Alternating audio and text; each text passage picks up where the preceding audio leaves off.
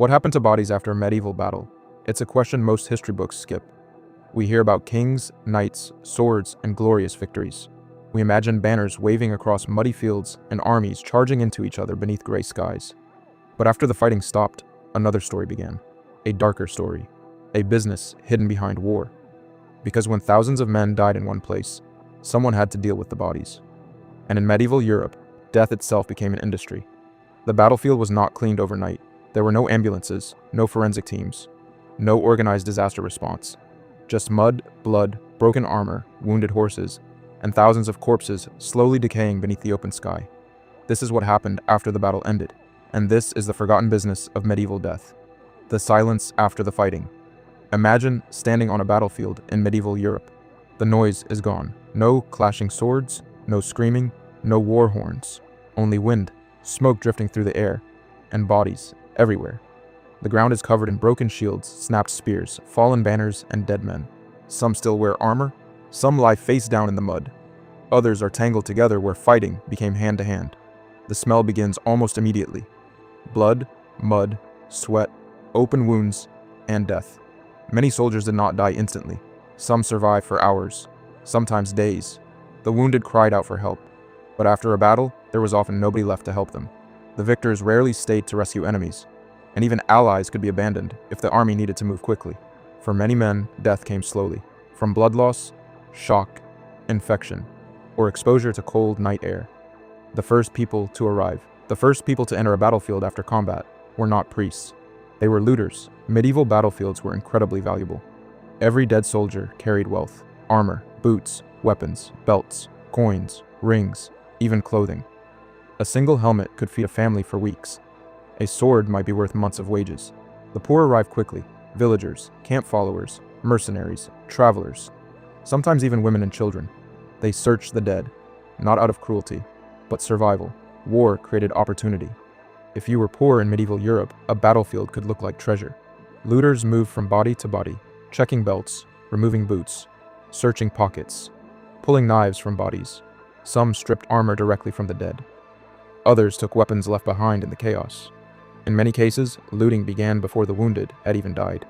This created terrifying scenes. Men still alive could wake to find strangers removing their armor. Some were robbed while still breathing. Others were killed simply because looters wanted what they carried. The most valuable dead, not everybody was treated the same. High-ranking knights were worth money. A dead peasant was usually ignored. But a dead nobleman was different. Knights wore expensive armor, many carried family symbols. Their identity mattered. After battle, soldiers searched for important bodies, not for burial, but for ransom. If a knight survived capture, his family might pay enormous sums for his release. But even if he died, his body still had value. Families often paid to recover remains. A noble burial mattered. Status mattered. Honor mattered. Sometimes armies searched battlefields specifically to recover important dead. Kings wanted proof that enemies were truly gone. Commanders wanted to identify fallen allies. Bodies became political evidence. During famous battles like Agincourt or Towton, nobles were often recognized by heraldic symbols painted on shields or stitched onto clothing. Identity survived through armor. The business of burial. Eventually, someone had to clear the battlefield, and this was one of the hardest jobs imaginable. After large battles, thousands of bodies could remain scattered across miles of land. In medieval warfare, battles often took place near farms, villages, or roads. That meant the local population was usually forced to handle cleanup. Peasants were ordered to bury the dead. Workers dug massive pits, sometimes dozens of feet long. Bodies were stacked together, layer upon layer. Many mass graves contained hundreds of soldiers. Archaeologists today still discover them. In England, excavations from the Battle of Towton uncovered skeletons thrown into pits without ceremony. Many showed brutal injuries: broken jaws, skull fractures, sword cuts, arrow wounds. Some men had been struck repeatedly, even after falling. The dead were rarely buried individually. There was simply no time, and no resources. Mass graves became practical, quick, efficient, necessary. Why bodies could not stay. Leaving bodies behind created serious problems. Disease spread quickly. Rotting corpses attracted insects. Scavenger animals arrived. Dogs, wolves, birds, wild pigs. In summer heat, decomposition accelerated rapidly. A battlefield could become unbearable within days.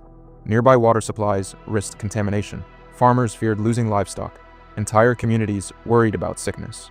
People believed dead bodies released dangerous air. While medieval medicine misunderstood disease, they understood one thing clearly. Too many corpses meant danger. Cleaning the battlefield became urgent. The smell of death. Modern historians often underestimate smell, but smell shaped medieval life. Battlefields smelled horrific. The odor traveled far. Rotting flesh mixed with mud, blood, manure, and smoke. Witnesses describe battlefields as impossible to stand near. Some accounts mention entire valleys smelling of death for weeks. During hot weather, the stench became overwhelming. This smell carried emotional impact, for survivors returning home, for villagers nearby, for soldiers forced to walk through the aftermath. War did not end when fighting stopped. It lingered in the air. Priests and last rites religion played a major role after battle. Priests sometimes entered battlefields to bless the dead. Mass graves might receive prayers. Crosses could mark burial sites. Christian Europe believed burial mattered deeply. A proper burial helped the soul. But after massive battles, religious rituals became limited. There were too many bodies, too little time, and not enough clergy. Sometimes priests performed collective blessings over entire burial pits. One prayer, hundreds of dead. The goal was not perfection, it was closure. Animals on the battlefield. One of the darkest realities involved animals. Battlefields attracted scavengers almost immediately. Crows, ravens, dogs, foxes, wolves. Large medieval battles created feeding grounds. Animals often arrived before burial crews. Historical accounts describe birds covering fields within hours. Horses also died in huge numbers. In some battles, horse bodies outnumbered human casualties. Dead horses created additional problems. They were heavy, difficult to move, and decomposed quickly. Some were butchered for leather. Others were buried alongside soldiers. Many were left where they fell. Battlefield recycling. Nothing was wasted in medieval society, not even war. Battlefields became recycling zones. Weapons were collected.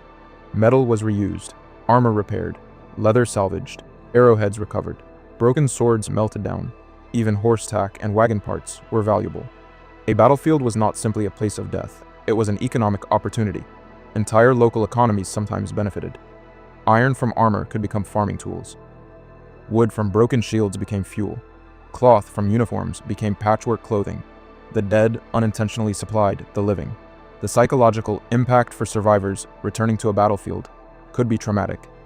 Some soldiers searched for friends, brothers, fathers, commanders. Not everyone found closure. Many bodies were never identified. Families often never knew what happened. In medieval warfare, disappearance was common. A man could vanish forever. No grave, no confirmation, just silence. For loved ones, uncertainty lasted years. Famous battlefields that still hold bodies. Many medieval battlefields still contain the dead.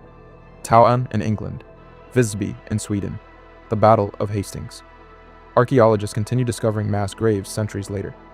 Skeletons tell stories written in bone. Cuts on skulls reveal sword strikes.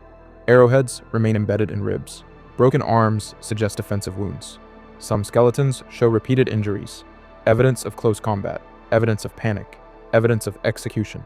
The battlefield remains frozen underground. History buried beneath the soil. Death as a medieval industry. What happened after a medieval battle was not random. It followed patterns. Looters arrived first. Officials searched for nobles. Workers dug graves.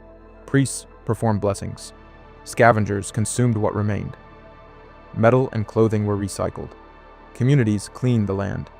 Death became organized, not officially, but economically. War created jobs: gravediggers, armor collectors, transport workers, animal handlers, priests, blacksmiths. War did not end when swords stopped swinging.